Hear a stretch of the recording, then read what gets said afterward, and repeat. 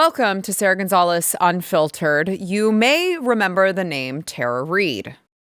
You may remember that she is the woman who accused Joe Biden of sexual assault. Now, Tara Reade says the incident continues to, of course, as you would imagine, poorly affect her life. She fears for her safety literally to this day due to retribution from Joe Biden and his allies in the, what I would imagine was formerly known as the Biden regime. And that is why she has filed a $100 million lawsuit against the DOJ, the FBI, and now for the first time against, quote, acting presidents, end quote, Jill and Hunter Biden. So let me catch you up on what's happened. Back in 1993, Tara was working as a staff assistant for Joe Biden, who was a senator at the time. Now, she says sometime in the spring, when delivering a bag to Biden, that he just suddenly assaulted her. Here, in fact, is her description.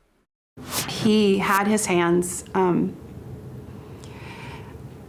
underneath my clothes, and it happened all at once. So he had one hand underneath my shirt, and the other hand, I had a skirt on, and he went down my skirt and then went up. And I remember I was up almost on my tippy toes. His fingers were inside of my private area, my vagina, and it wasn't, there was no small talk, there was no precept, it was just sudden, and it was happening like that. And then he pulled back immediately when he could see I wasn't complying. I was obviously just tensed up and frozen and not kissing him back and not going with him. And he pulled back and he looked at me and he said, "Come on, man, I heard you liked me." Now, following that incident, her role was diminished. She was reassigned to a windowless office. She was stripped of her responsibilities and marginalized, I would presume, because she didn't go along with what he wanted her to. Attempts to seek external help were unsuccessful. Attempts to file internal complaints were shut down, ignored, and eventually she said she felt like she was forced out of a job. Now, fast forward to 2020, Joe Biden's running for president, and finally Tara is able to tell her story. And you would think, watching the Democrats around all of us in that time period, it was the Me Too era. So you would think that it would be embraced. You would think that they would believe her, especially considering she's not just a nameless, faceless person. She's willing to put her face, her credibility on the line. She even tried to get help from Time's Up. This was the nonprofit organization that raised money to support victims of sexual harassment. Except a peculiar thing happened. They denied her. They denied her that help. It's worth noting, Time's Up did have ties to one of Biden's closest advisors, Anita Dunn. I'm sure it's just a coincidence, though. So she went public, speaking out in a podcast. Now, Joe Biden, as you could imagine, has denied the accusations. And since then, she's faced threats. She's faced intimidation and countless attempts of people trying to discredit her, despite the fact that there has been corroborating evidence to come out to support her allegations over many of the years. Let me just give you this one, okay? A call from 1993 where Tara's mother called in. Remember, 1993, Tara's mother called in to Larry King. That's how far back it was, to ask for advice about the incident. Watch. I'm wondering what a staffer would do besides go to the press in Washington. My daughter has just left there after working for a prominent senator and could not get through with her problems at all. And the only thing she could have done was go to the press, and she chose not to do it out of respect for him. Or she had a story to tell, but out of respect for the person she worked for, she didn't tell it. That's true. Now, Tara has said that she faced a wave of criticism and death threats, as well as accusations that she was a Russian agent. And she had no official ties to Russia at the time. Remember, everyone gets called a Russian agent. You go against the Biden regime, you go against the Democrat powers that be, you must be a Russian agent. It's what they do to everyone. It's what they call everyone. But, she was actually researching a book about Russia. And eventually things got so bad for Tara, she felt like she had to flee the country. And while on a short trip to Russia in 2023 for media and the book, she said that she actually got warnings from Matt Gaetz former congressman, and former intelligence contacts convincing her that she was not safe to return to this country. So she decided to stay in Russia where she was at. Now, Joe Biden might not be president anymore, but Tara says her way of life has been permanently damaged. In 2024, she filed a lawsuit against the DOJ and the FBI, claiming that they were weaponized against her to silence her. Now, this was originally filed as a $10 million lawsuit. It was increased a year later to $100 million as a $100 million lawsuit. She says it violated her First Amendment and her Fourth Amendment rights. This is, of course, free speech and unreasonable searches and seizures. And she says that the DOJ, the Biden DOJ, and the FBI targeted her after she went public. Would it surprise you to hear the same DOJ and FBI who we already know have targeted parents who are upset that their children have porn in schools? The same DOJ and FBI that have targeted Catholics? Would it surprise you to hear that they, of course, could have been weaponized against someone else? Wouldn't surprise me. Her Twitter records were subpoenaed by a grand jury in 2020. Her bank accounts were disrupted. A FedEx package with her book manuscript allegedly disappeared. And I want to welcome Tara to the show. She is, of course, a former Senate aide and now an RT contributor and the author of Left Out When the Truth Doesn't Fit In. Tara Reade, I appreciate you so much joining me. And I'm going to try not to get emotional, Tara, but I am disgusted by how you've been treated and what happened to you. And I appreciate you being here. Well, thank you so much for having me. It means a lot. It means a great deal. It's been a rough road for sure. Yeah. And I don't believe that anyone should have to go through what I went through just for telling the truth and essentially being a whistleblower. Right. Now, so I want to ask you a couple questions about this lawsuit because I find it very fascinating. I know that we were dealing with a DOJ and an FBI who, as I just said, was weaponized against literally anyone who wanted to stand in Joe Biden's way or whoever was pulling the puppet strings, because my personal opinion, there wasn't very much of Joe Biden left in there. It was just an empty shell at most times. So I found it very fascinating that you have amended your lawsuit to include Jill and Hunter Biden. So tell me how that came about. At my lawyer's suggestion, we had been discussing the fact that he was not very coherent. When they confronted him with what, I was accusing him of, he looked confused. He stuttered. You could tell that he was struggling. Mm-hmm. I don't know whether he remembered what he did or not. Mm-hmm. I don't know to what level his mental capacity was in 2020. But in 2023, there was an obvious decline. Yeah. And they had already issued a statement that he wasn't fit for, court for trial. And he's 83 years old, as we, mentioned. So Hunter and Jill Biden were both working as de facto presidents, unauthorized and unelected. And so they do not fall under any kind of protection against a lawsuit, because they shouldn't have been doing what they were doing in the first place. My lawsuit is the first one to hold this administration accountable, the Biden regime accountable for the fact that somebody else was pulling the strings and running the show. And I think what this will act as is a mechanism to bring that to light, hopefully. Yeah, I am praying that it does, because it really is. I keep trying to tell people this, Tara. It's like, I understand that Joe Biden is not president anymore. I understand that we got past the complete disaster that would have been, my opinion, Kamala Harris. But we can't ever forget that we literally had a cabal of people who were running the show, whether it be Jill or Hunter or Susan Rice or, Obama again.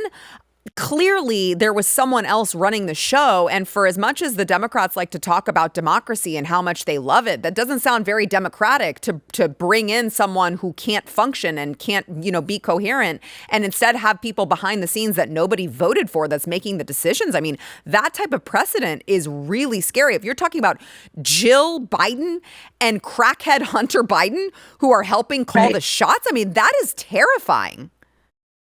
It is. And, think how close we came to nuclear war. Yeah. Think how tense things were between, the U.S. and NATO and Russia, like the proxy war that the U.S. and NATO is fighting via Ukraine against Russia. And look at the tensions and how high they were around Christmas time when Biden was still installed in office, but he wasn't functioning. So who was? Tony Blinken? Who was calling the shots? Jill? Hunter. And, we know that they were calling some of the shots. They've sort of admitted that there was some of that going on, and that's been admitted on talk shows.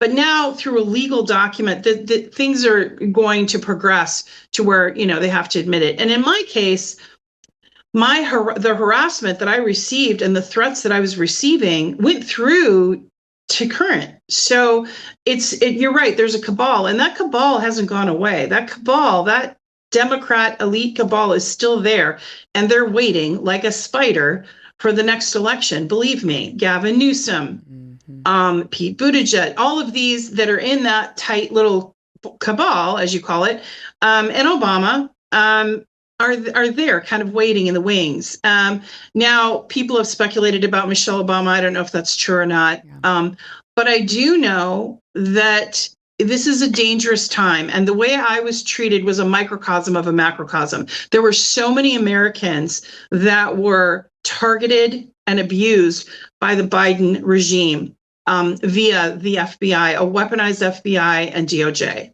And you had mentioned the Catholics, and I think Kyle Seraphin had talked about that. And Steve, I believe his name was another FBI agent that talked about, Steve Friend, that talked about that. And it's, it really must come to light. And I hope they're going to have, the hearings, the whistleblower hearings, where I would be more than willing to testify about Biden's corruption and about what he did to me, and then the way he tried to cover it up. The fact that a sitting U.S. Congressman, Matt Gaetz, and bless his heart, it wasn't all because of his words. It was several people that told me that I was in immediate danger, but he was a U.S. Congressman sitting on the Intelligence Committee. And if they tell you you're safer where you are, and he said, Tara, I'm worried about your physical safety, and I always really appreciate that he was so honest with me, because things could have turned out quite differently had no one given me a warning. Yeah. And so, yeah.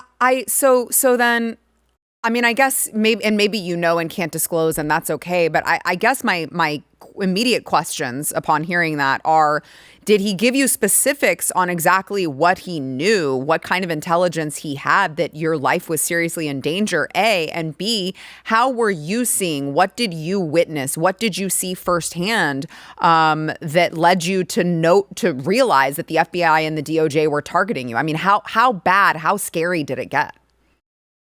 Well, online, and it wasn't just online trolls. It was the hired Democratic trolls, but they were threatening my life online. And you think, well, okay, that's just online. But then people were showing up at my daughter's home. Her security was breached. My horse was almost kidnapped. My pets were threatened. People would talk to me about being suicidal, to the point where I tweeted out a couple of times, I am not suicidal. And Matt Gaetz, to his credit, was on I believe Fox, excuse me. He was on Fox and talked about interviewing me and said I was one of the most credible witnesses he'd ever interviewed. And he also pointed out my tweet and said, look, she's getting threats. So I don't know if he based it on the threats that I was receiving that he could see, or if he had more intelligence, but his exact words were, Tara, I know how these people operate, and I'm worried about your physical safety more than prison. So I think you're safe where you are. That's what he exactly said. And this is your home. This is your home, and you're just forced to flee. Yeah, I was in Russia, and one doesn't just stay in a country. Right. You have to ask permission, right? So Maria Butina Margarita Semenion of RT, she said, Tara, we will never leave you. She had assassination attempts and had been threatened herself and sanctioned by the U.S., but threats by Ukraine. And she basically understood the dangers, right? And anyway, they led me on a path to how to do the paperwork, the mechanics of applying for asylum, because it's a complex process. And I received asylum very quickly, political asylum, which is rare. And, it's not like it was politically convenient for Russia to have me. It really didn't help them one way or another. I didn't have any secrets to give them. I had nothing to offer them. Not only that, but politically, it was kind of a tense time. So I don't know, one could even say that it wasn't advantageous necessarily to give me asylum, but they did. And one of the comments that was made to me by the authorities was like, we've researched this. You did nothing wrong. You were telling the truth. And I said, yes, I was telling the truth. Yeah. That's all. Yeah. And for that, Biden tried to have me in 2020. I was an expert witness for domestic violence cases. They tried to have me put in jail for perjury, being an expert witness. They went over every single case to see if I committed perjury in some way. Wow. That's how they were because I had nothing obvious, right? I don't, I'm like just a normal person, and I don't do drugs. I don't really drink. I don't have any criminal background at all, no mental health background, nothing. They had nothing to grab onto. So they were literally just digging and then making up what they couldn't, find. Right.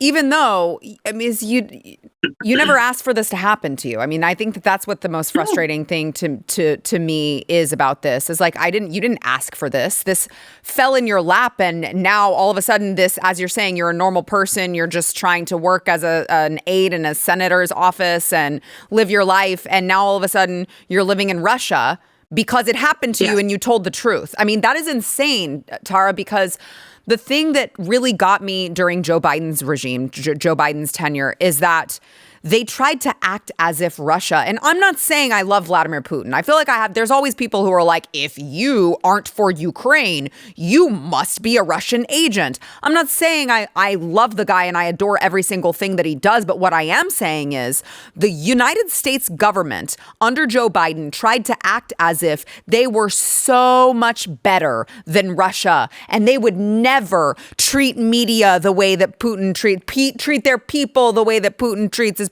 They tried to paint Vladimir Putin as like this boogeyman.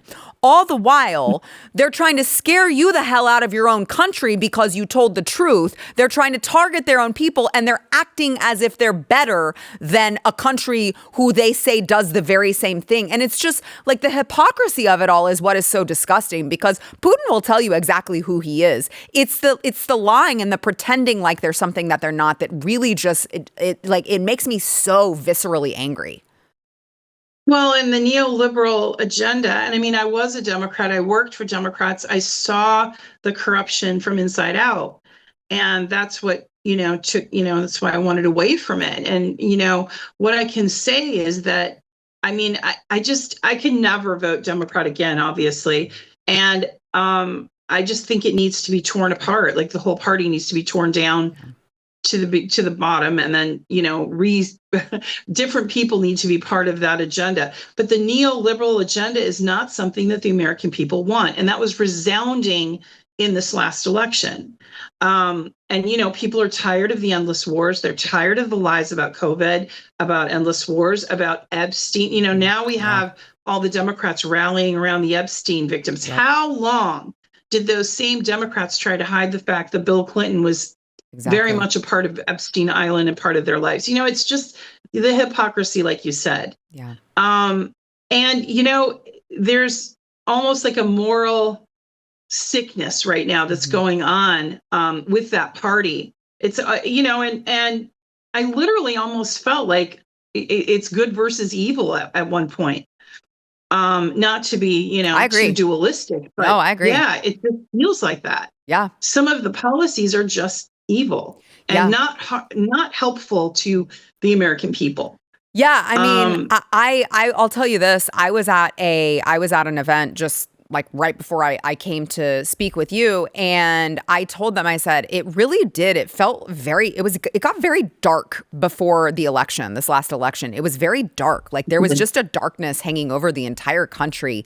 And I think a lot of people felt it. It's just like, God, this really could be it. I mean, if we let the Democrats take power again after what they've just done and the power that they've abused and the things that they did to you and so many other Americans that they targeted, where do we go from there? And it just felt really, really dark.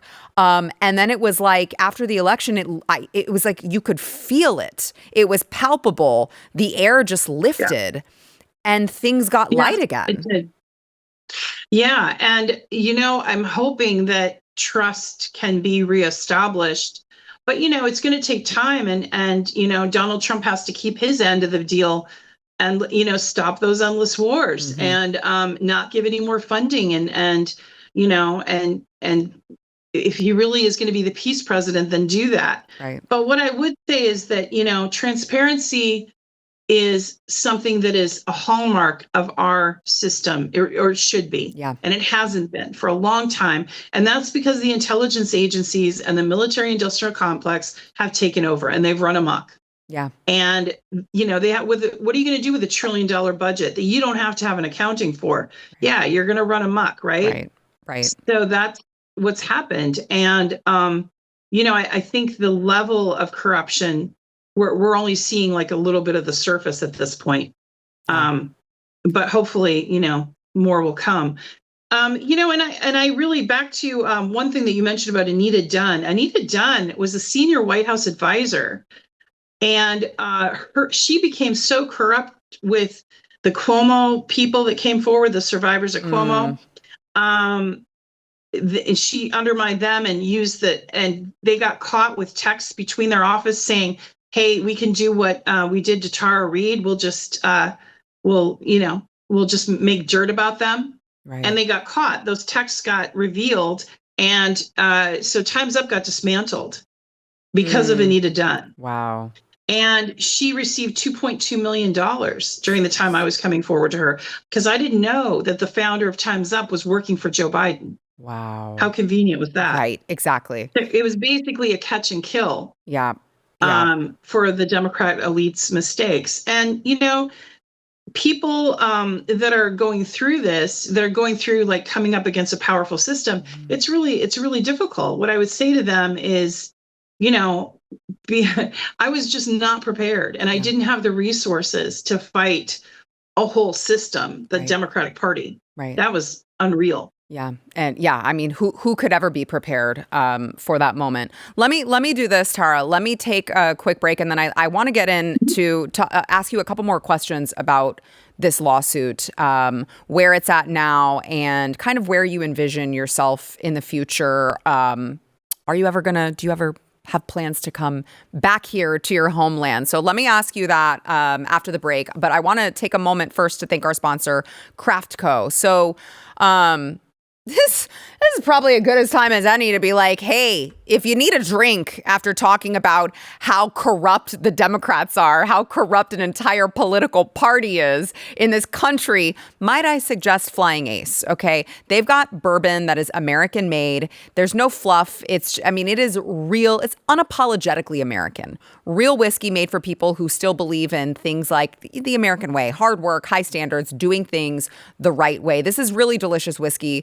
And they've got a bunch of flavors on their website. I prefer just give me the good old fashioned, just straight up whiskey every time. You can never go wrong. And stock up for your friends too for the holidays. FlyingAceSpirits.com. Use promo code Blaze for free shipping. That is FlyingAceSpirits.com. Promo code Blaze.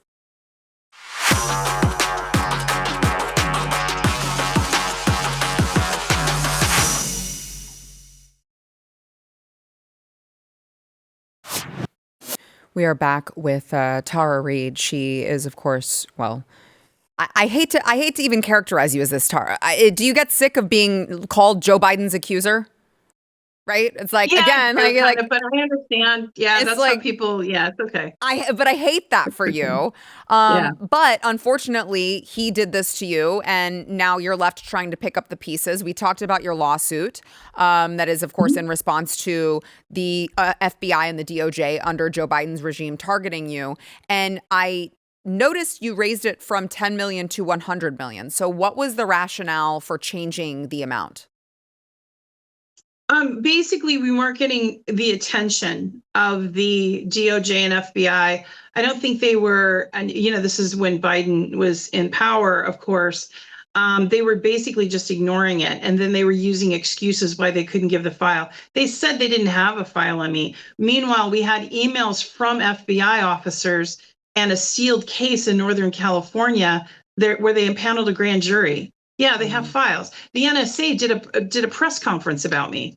So, I mean, it was ludicrous. Like they just literally so my attorney had decided, okay, we're going to raise this up. We're going to really push this. And then, as far as, John suggested, we were talking about who was making these decisions in 2023, 2022, right. 2024, because Biden seemed out of it. Yeah. And that's when, a lot of that came forward about Jill Biden and Hunter Biden being in classified meetings, even though he has no security clearance. And the same thing with Jill. It's shocking, really. Yeah.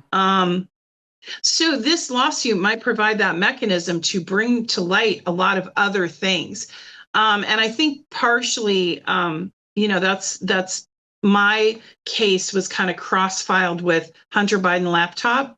It was happening. They were suppressing the Hunter Biden laptop at the same time they were suppressing me coming forward about Biden. Yeah. Yeah. And if you recall. I do recall. And they claimed that they really, really hate it when there's any meddling in an election. And in fact, Tara, it sounds kind of like meddling in an election when you try to hide the fact that your son is a crackhead committing all sorts of crimes on laptop, and also that you're a sexual abuser, a sexual assaulter. I don't know. Call me crazy. That kind of seems like meddling in an election when you're trying to hide that from the American people. Exactly. And you know what? Did you know that they accused me, CNN accused me of interfering with this last election? You're kidding. On behalf of Trump. On behalf of Russia. Yes. Stop. Yeah, there's an article of them accusing me of being a Russian asset interfering with the election. In fact, my friend called me from Virginia with her southern drawl, and she said, "Tara, what are you doing?" And I said, "Well, it's nighttime here. I'm sleeping." She goes, "Well, according to CNN, you're interfering with the election." Oh my God! I'm like, really? I don't even can't wait. Help me put those pieces together. You were interfering in the election because you live there? What exactly was it that they accused you of doing specifically? I realize it's probably still not going to make sense. I'm just wondering. They've been accusing me of being a Russian asset the entire time. And so I guess just by my op-eds, my opinion pieces, and by the social media posts that I make, and I was supportive of Trump becoming president. This time, and I thought he should be. And I certainly didn't think Joe Biden should be. And I guess that was the basis for it. Unbelievable. And the fact that I was in Russia, of course. But I mean, a born United States citizen can't have an opinion on the election that's happening in the United States. That's not without being a Russian asset. Apparently not according to them. Right. But Tulsi Gabbard, and I wanted to take a second to I met her once at the Rage Against the War Machine. And she has such integrity. And I am so, of all the people that have been doing work right now in the Trump administration, she is just quietly behind the scenes making history. Yeah. By revealing that whole Russia thing was a complete hoax and naming names. Yep. And of course, now, as a result, Bolton is even being, the FBI has raided his home and found, some nefarious things. So she's exposing a lot, working with the FBI, working with Kash Patel, and trying to expose things from the CIA, and in the CIA, she's also had the power to get rid of some of those agents that were politicizing their jobs, which is really scary because we don't know much about what goes on with CIA because as American citizens, we're not privy to it. Right. And they just sort of have carte blanche to politicize whatever they want and do whatever they want. Yeah. Yeah. I think that one of the things that comes from the lawsuit, I know you've said, is to show how those people, the deep state, not only do they have carte blanche, they can do whatever they want, but they were very successful in manipulating the Western media using, money and other means to go ahead and put their boy in and prop him up and do whatever the hell they wanted, it seems. Yeah, Matt Taibbi did a wonderful investigation into that. And one of the striking things that I didn't know was that former CIA agents CNN, NBC, and some of those outlets, Washington Post, some of the legacy media, right? 70% of the employees that were doing some of this work were former or current intelligence officers or retired. Isn't that wild? Wow. That's how much influence they were peddling. Yeah. That's dangerous. And that's not how our media is supposed to be acting. Right. And they still are. I mean, you look at the stories, half of them they're always just attacking Trump or attacking Melania, or attacking, his health or saying he's dead or you know what I mean? I mean, it's just continuous, instead of, really examining the geopolitics of what he's trying to change, which is to end, to stop the endless wars. Right. Right. And he also talked about getting us out of NATO, which I think is a fabulous idea. Yes. NATO shouldn't even exist. Yeah. It's cost I us agree. billions of dollars and millions of lives. Right. Yeah. You might be able to make the argument that at one point it made sense, but now give me a break. So let me ask you, what are your thoughts on, we have President Trump, who I know you said that you supported in this election, but he himself had his own sexual assault claims, a sexual assault accuser. And she, in fact, is a lot richer for accusing him of this. Now, she didn't make a whole lot of sense. And she was, my opinion, not yours. I'm not going to try to speak for you. A little bit batshit crazy, in my opinion. And yet somehow everyone was like, what she says is Bible and she can do no wrong. And she profited greatly off of her accusations. What are your thoughts on how all of that played out compared to what's happening to you? Well, I confronted her, actually. Really? She DM'd me. And then I confronted her and I said, what are you doing talking about giving money to Biden? And what about me? Don't I count? And I just, and of course she kind of skirted all around it and never answered. But I if you look through my Twitter, I actually posted her DMs. Wow. What she sent me. Yeah, she is a bit off, and she's very elitist. Yeah. And I was really angry about it because, it's like, okay, you say this happened to you and you're discounting me and you're going to give money to Biden. Right. When you know that you saw my story, you know what happened. Exactly. So the hypocrisy, like you said at the beginning of the show, the hypocrisy, I think it's like, it's just first and foremost in the Democratic Party with these elites. Yep. And they all go to each other's weddings. They all go to each other's parties. And she's an insider. She's, part of, that New York elite scene as well. Oh, yeah. She said. And then, of course. Go ahead. Yeah, go ahead.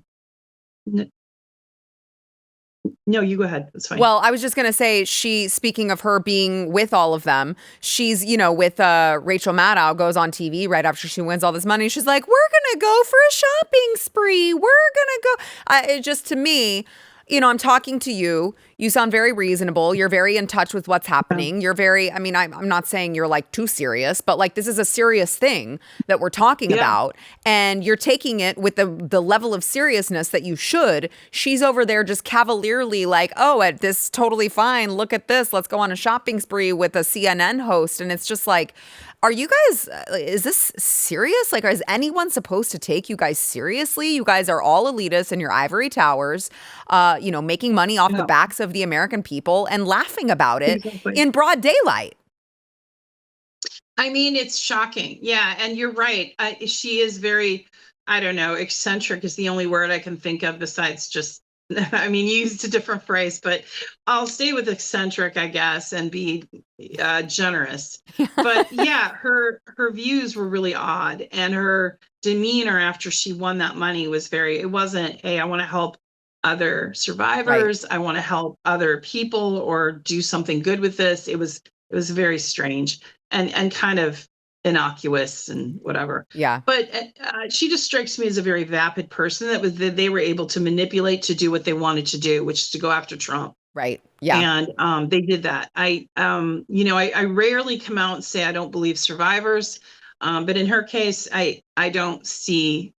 I know what it's like to be traumatized. I know it. And I know it when I see it in other people as well. And I don't get that vibe from her. Yeah, exactly. I She, know. yeah. I feel It this. was- I feel the exact same way.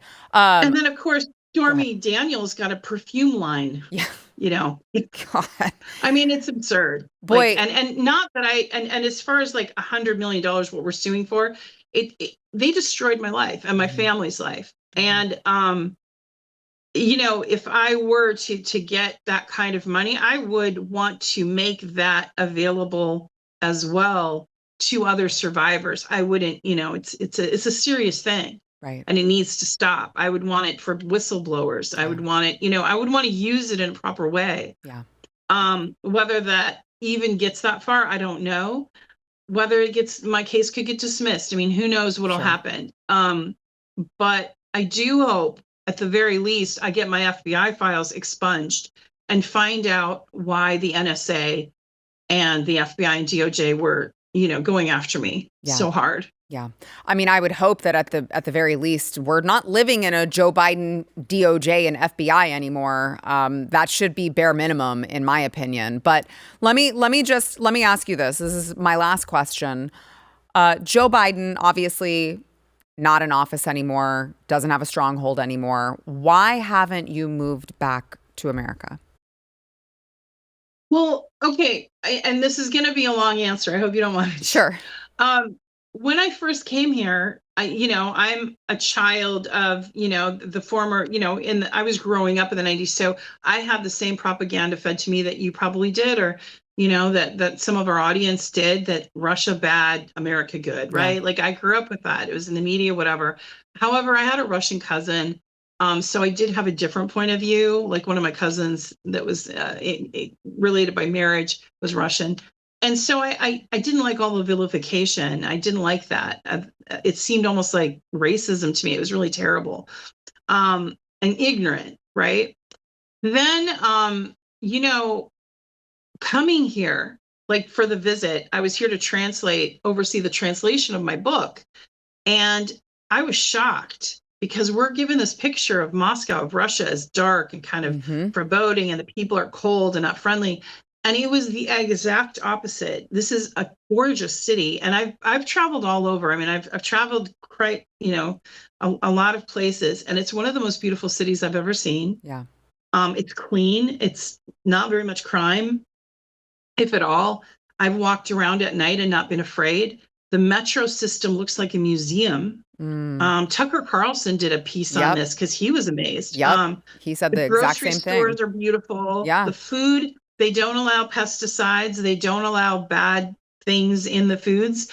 So it's healthy. And the people are very warm. I was treated, you know, even now, like you hear all this anti-Russia stuff in America, but here, people hear me speak English and they'll come running up to me and say, "You're American?" And they'll ask questions and they'll want to practice their English with me. And they're very warm. They'll say, "Come to my house. We'll fix you tea. We'll fix you this." And I mean, just, you know, and like when I came here and I was going through all this, you know, I had just done some op-eds for RT and done some work. Margarita Simenon, the editor-in-chief, said, "You know, Tara, we will never leave you. We will help you." And she meant it, and she has. Yeah. And it's shocking, really. And they had nothing to gain from it. There was no quid pro quo at all. You know, so I really came, and then I started exploring Russia because I couldn't leave the borders, you know, when I was under asylum. Right. And I saw many parts of it. I saw Sochi, Vladivostok, which is the Far East. You know, small towns, rural towns, and of course, St. Petersburg, Moscow, and such. And I became really entranced with it. And I decided, you know what, I like it here. And I felt safe. Yeah. And I went back and visited the US, you know, now that I'm out of asylum, and I don't feel safe. I never know how people are going to react. Some people recognize me and they're negative. Like my daughter lives up in the Pacific Northwest, and it's kind of very neoliberal. Yeah. And I was getting gas from my car, and the woman recognized me as Tara Reade, and she wouldn't serve me and said I had to leave. You're kidding. Yeah, and things like that. Yeah. So I mean, it's and then that's like traumatizing, kind of like people just hate me because of what the media said. Yeah. And I feel safer here. I don't feel safe in the U.S. Well, that's a damn shame to me. And a lot has to change, in my opinion. Like you said, I mean, that entire party needs to be burned to the ground and rise from the ashes and create something new, because it's not just Joe Biden. It's not just the people at the top, whoever's pulling his puppet strings. It's the type of mentality that you're talking about that they're creating, in which someone feels emboldened and empowered to tell someone who had to go through what you went through, I'm not going to serve you. I mean, that's despicable. That's not what this country is supposed to be about. And I hate that happened to you. I'm sorry that it happened to you. I am praying for your case, for your strength in this, for some answers for you, because you should have never had to go through this, and a precedent needs to be set that this can't happen to people, especially not in America. So I believe you, every word that you're saying, and I'm wishing you all the best in Russia. Will you please keep me posted on what's happening with this case and what's happening with you? And I would love to keep this an open dialogue. Yeah, I mean, I'd love to come back, and I am going to the Valdai Discussion Club in Sochi, Russia, where President Putin will be speaking. And, I'm able to practice what I have a law degree and whatnot, and I studied geopolitics. So I'm able to write a lot about geopolitics. So if you ever want to know what's going on kind of from this perspective, from the Eastern perspective in the multipolar world, I can do that, because it's really fascinating. Yeah. And I've learned a lot being here. Yeah, I would love that. So thank you. Yes, of course. Thank you for talking to me. I appreciate your time. Everyone, make sure that you check out Tara Reade. You can find her on social media. You can find her podcast. Please go support her. You can find her at RT. Go support her. And Tara, we appreciate you. We'll talk soon. Thank you. Thank you. All right, we'll be right back.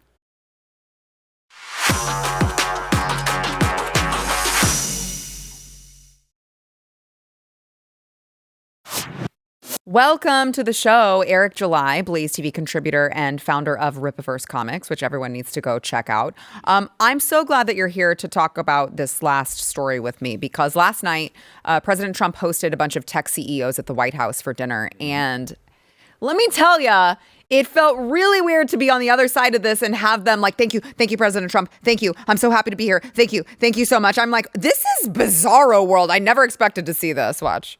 Mark, would you like to say a few words about the company? Well, thanks for hosting us. And this is quite a group to get together. Thank you, Mr. President. It's a great honor to work here at the White House and to work for you. Very grateful for your administration support. We look forward to working together, and thanks for your leadership. We're so grateful for that support. Really? Thank you so much, obviously, for bringing us all together, and the policies that you have put in place. Thank you very much. And also, I wanted to thank Madam First Lady for hosting. I want to thank you for including me this evening. It's incredible to be among Cook, CEO of everyone Apple. here, particularly you and the First Lady. I also want to thank you. Oh, there's more thanking. For helping American companies around the world. Oh. I want to thank the First Lady for focusing on education. First of all, to echo the comments of Tim and others, thank you so much for getting us all together. And thank you for being such a pro-business, pro-innovation president. Thank you. Thank you for everything you're doing. CEO of Oracle. For incredible leadership, Bill Gates. including Bill Gates getting this group Bill together. Gates. Thank you, Bill. That was very nice. Thank you, Bill. That was very nice. Bill freaking Gates attending this dinner, thanking the president for his leadership. Did you ever think that you would see that? No. It is bizarro world, because you have to remember what happened during the last administration, especially what was revealed, especially with the other governments, or let's say the leftist Biden and his administration, and what they were doing, really colluding with those same guys to suppress everyday Americans, which was crazy, especially during the COVID era. We know what happened with the laptop situation. So to get all the tech guys into one room and they're thanking him like none of that happened was very interesting, to say the least. But to answer your question, I would have never in a million years thought that would have happened like that, and at least not them reacting, I guess, the way that they were, and that they were praising him and thanking him. That's the thing that really makes it. You could have just been like, thank you, I appreciate polite, it. Right? You expect some general politeness, but it was far more than that. It was like soliloquies, and like it was back to back. praising. You heard it from, and again, those are the big dogs. They were all there. You had the Tim Cooks, Bill Gates. I mean, it doesn't get much bigger than that, but it also doesn't get much bigger than that as far as the company, especially with Meta, with Mark having Zuckerberg there. We know what they were doing. Yeah. He's I won't say all but admitted. He's explicitly already admitted what was going on and what was happening with them being pressuring. So, yeah. The Biden government told us. Yeah, he said it. Shut this stuff down, so we did. He said it. He said it himself. So now here we are. And I'll be interested to see what happens going in the future. Yeah, I mean, I thought that it was an interesting turn of events to have. What was it? It was Zuckerberg and Jeff Bezos at the inauguration. Mm-hmm. Remember, because Jeff Bezos, I didn't see him there, but he was. Yes, He's like, I'm attending the inauguration. We're getting conservative writers. It's almost like they're realizing, oh, crap, there's more of these people than we realize. Yeah. And I guess, you know what? It's just like, who said that? Michael Jordan, conservatives buy shoes. Conservatives buy sneakers too. Yeah. That's what great Michael Jordan said. And he's right. I think anybody that's in business, and I say this obviously as one that owns myself. In fact, it's gotten me in a lot of trouble when I tell people that, look, I'll sell to whoever. Right. I don't care. I'm not going to sit here and get irate with folks. My only requirement, especially for people that work for the company, is to leave it at the door. Yep. Right. I don't want anybody obviously attempting to blow up the company, the country for that matter, for the country, trying to blow up the company with whatever political ideology that they serve. But if you have the capacity, which we used to be able to do that in America, right? To leave that stuff at the door, because politics shouldn't even consume you in that matter, because at the end of the day, money is green. Mm-hmm. But yeah, that should be the philosophy. But we had that pocket of time where it wasn't. Exactly. Fortunately, it was not. It became that, you had to live up to their standards as the seller, which is weird. You don't see it like, obviously, you're trying to convince someone to give you their dollar. You need to be the one convincing them. It's not the other way around. Right. And that's what had them demonizing people that were to the right of Joseph Stalin for that pocket of time. It was a very weird era that we're going to look back on. But then when you come back to your senses, you realize that you're only hurting yourself. Mm-hmm. When you go to Target, like, that's half the freaking voting population. Mm-hmm. That you have been targeting, that may not want to support your services or look for other alternatives. So they've only hurt themselves by adopting this line of thinking. And maybe now they're like, okay, wait a minute, that was stupid. Financially, it was reckless, and we need to get it back on the tracks. Yeah, exactly. I totally agree. All right, we got to take a quick break. We'll be right back.